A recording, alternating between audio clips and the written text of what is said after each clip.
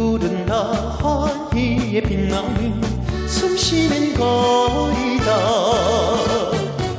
우리에게 익숙한 대중음악가들, 그들 역시 친일 음악가 논란에서 자유롭지 못합니다. 한마음 비난살이 소름도 많아.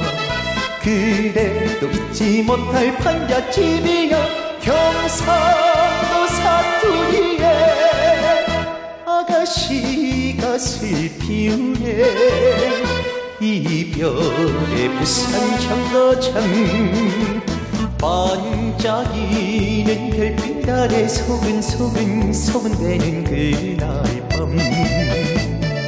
해방 이후에도 큰 인기를 누렸던 그들의 음악은 여전히 많은 이들의 애창곡입니다.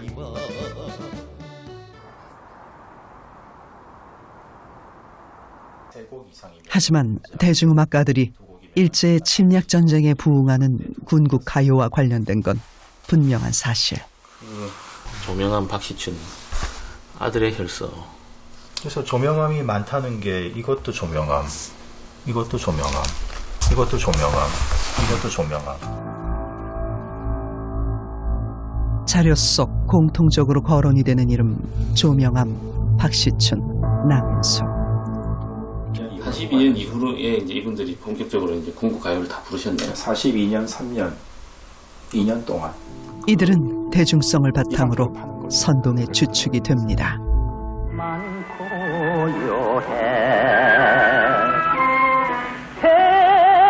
태허에 쓰린 세포를 말하여 주노라.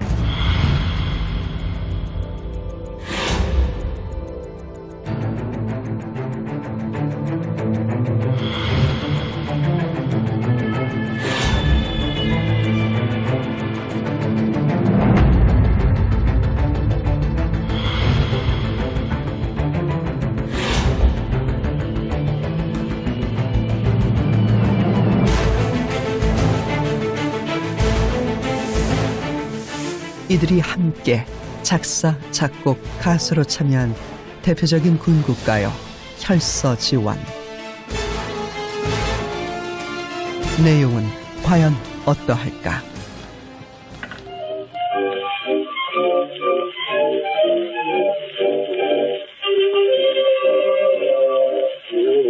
유명기계 몰아서 붉은 흘려서 일상기 그려놓고 뜬금한테 부르고 산둘다 쓰는 사연 둥둘다 쓰는 사연 나라님의 정정되기 소원입니다.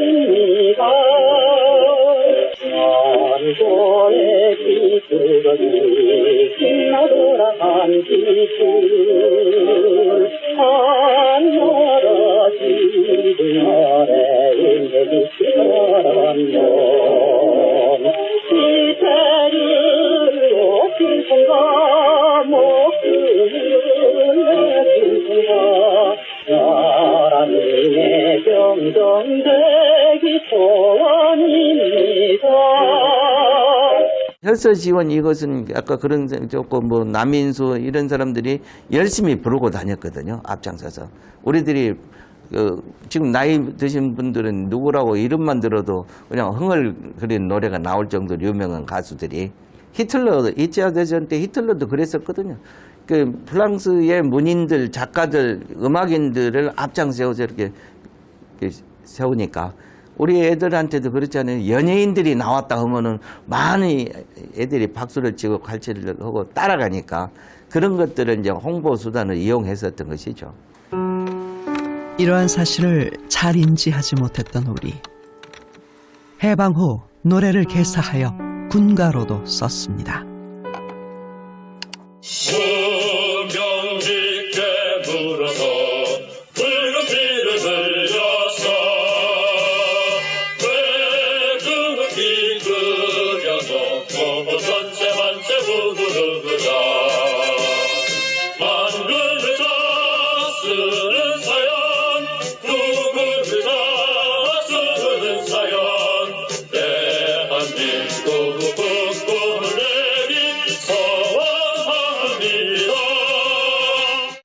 나라님은 여기서 일본 왕을 얘기하는 것입니다.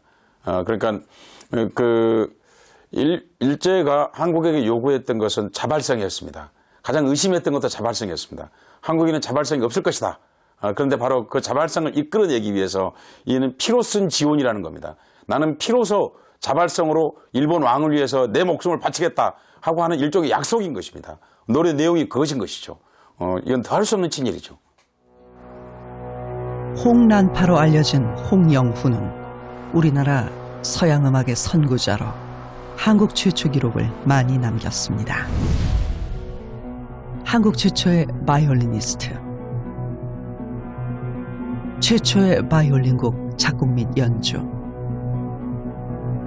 최초의 관현악단 지휘자 등으로 이름을 날렸죠.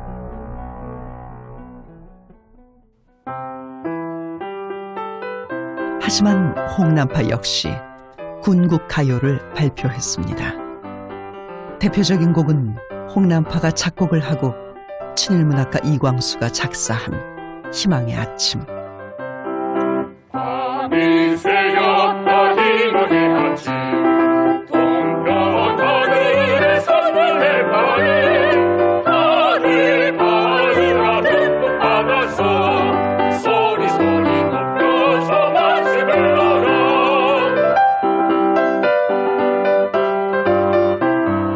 대륙이 말리 대양식 말리 대화세아의 대공영권에 우리 일정이 날리는 곳이 찾아선선한데 오늘의 그 이광수가 쓰고 홍난파가 작곡을 한 희망의 아침은 그냥 친일이라기보다는 일본 왕에게 헌정을 하고 하는 그런 노래라고 말할 수 있습니다. 그리고 그 가사 내용을 보면은 이렇습니다. 그러니까 첫 줄은 밤이 새었다 희망의 아침 동편 하늘에 솟는 햇발은 이 말은 일본을 얘기하는 것입니다. 단지 동해를 얘기하는 것이 아니라 다들 받아라 듬뿍 받아서 소리소리 높여서 만세 불러라. 이게 이제 일본 왕에 대한 만세를 얘기하는 것입니다. 왜 그걸 알 수 있냐면 2절에서는 이렇습니다. 일어나거라 우리 임금의 분부를 받자와 1억 1심이 1억이라는 것은 일본이나 한국인과 만주인을 얘기하는 것입니다. 그 당시에 인구를 합쳐서 이제 1억이라고 부른 것이고요. 넓은 천지에 팔갱 이루의 새로운 세계를 이룩하라고. 팔갱 이루는 바로 일본 왕이 세계를 지배한다는 뜻입니다. 우리 일장기 날리는 곳이 자사손손 만대가 복을 누릴 국토라는 겁니다. 그러니까 이거는 단지 그냥 일본 군대 가라 하는 얘기보다도 훨씬 더 철학이 깊고 그리고 그 일제 지배가 영구하리라고 하는 그런 말을 담고 있습니다. 그런 점에서 친일 그 이상이라고 말할 수 있습니다. 이 희망의 아침은. 친일 반민족 행위 진상규명 보고서의 보유편. 홍난파는 친일 반민족 행위자로 올라 있습니다. 동호회 사건으로 검거된 이후 2회에 걸쳐 사상전향서를 발표한 그는 이후 본격적으로 일본 제국주의의 지배정책에 협력합니다. 1941년 사망하기 전까지 정의의 개가, 공군의 노래, 희망의 아침과 같은 군국가요를 작곡하며 친일 행적을 남긴 홍난파. 경성방송국에서 그 방송 관현악단을 지휘하시고 이제 인솔을 하셨는데 그때 당시에 이제 국민들한테 군가나 군국가요라고 하는 것들을 지도하고 하는 내용들을 이제 라디오를 통해 가지고 그 방송 관현악단하고 같이 이제 활동도 하시고 이제 평론이나 이제 글들을 통해서 뭐 진화사변 그 진화사변 몇 주년이라고 해서 40년대 진화사변과 음악은 어떤 국책 수행을 위해서 공부를 해야 된다라든지 이제 그런 활동들을 이제 평론, 작곡, 뭐 지휘, 뭐 그리고 이제 단체의 이제 이런 활동들을 홍난파 선생님은 주로 이제 진행을 하시다가 이제 41년도에 이제 돌아가시게 되고요. 하지만 친일 행적 평가에 반론을 제기하는 전문가도 있습니다. 안녕하세요. 반갑습니다. 안녕하세요. 음악가에 대한 평가는 역사학자나 정부에서 하는 것보다 음악과 음악가에 대한 평가는 음악인들이 할 수 있도록 정부는 도움만 주고 지원만 해주고 간섭이나 개입을 해서는 안 된다는 것이 제 생각입니다. 홍남파 선생이 친일하신 행적에 대해서는 뭐 인정을 하시는 친일한 기록 자체는 있는 자체를 제가 어떻게 할 수는 없습니다. 그 있는 자체는 그대로 받아들이면 되는 겁니다.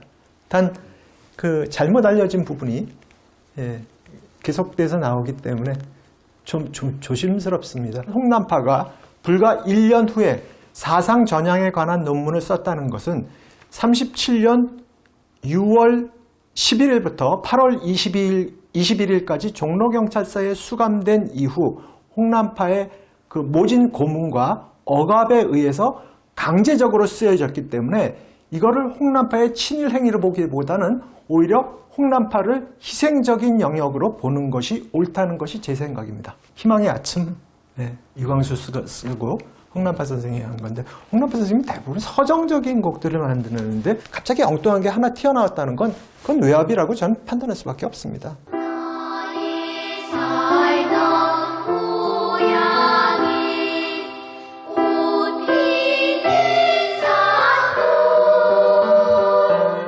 홍남파가 작곡한 동요만 110여 곡.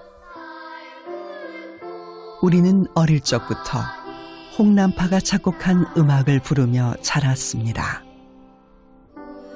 그렇다면 지금 우리에게 필요한 건 그의 공과 과를 명확하게 판단하는 눈 아닐까.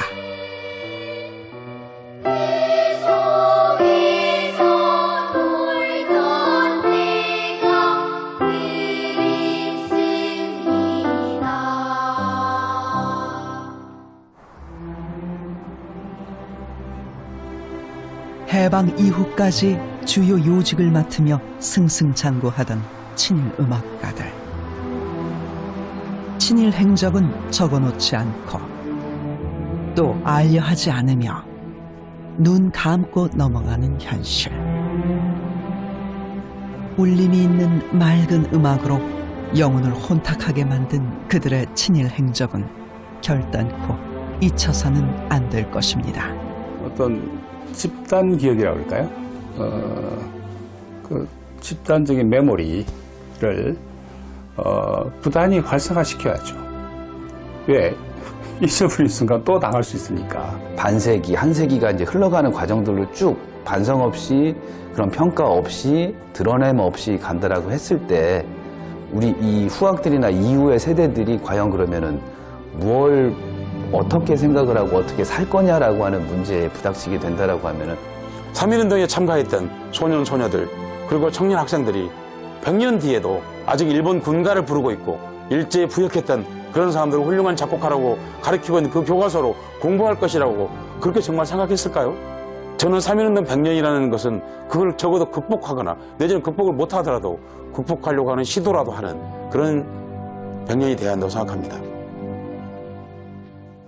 동해물과 백두산이 마르고 닳도록 하느님이 보호하사 우리나라 만세.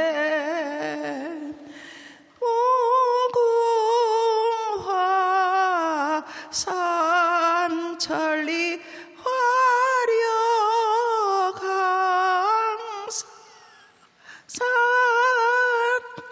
대한 사람 대한으로 길이 보전하세.